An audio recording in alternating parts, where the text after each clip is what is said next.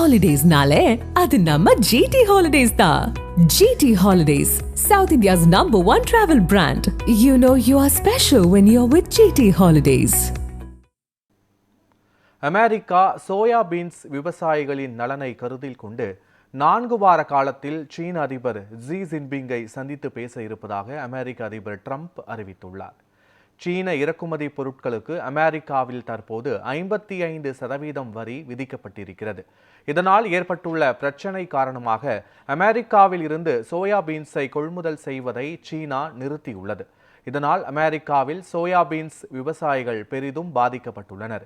இந்த நிலையில் அவர்களுடைய நலன்களை காக்கும் வகையில் இன்னும் 4 வார காலத்தில் சீன அதிபர் ஜி ஜின்பிங்கை சந்தித்து பேச இருப்பதாக ட்ரம்ப் தெரிவித்துள்ளார்.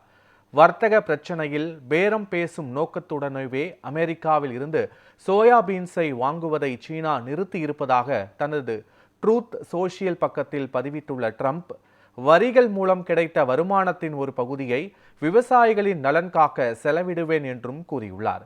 அமெரிக்க விவசாயிகளை ஒருபோதும் கைவிட மாட்டேன் என்றும் ட்ரம்ப் உறுதியளித்துள்ளார்.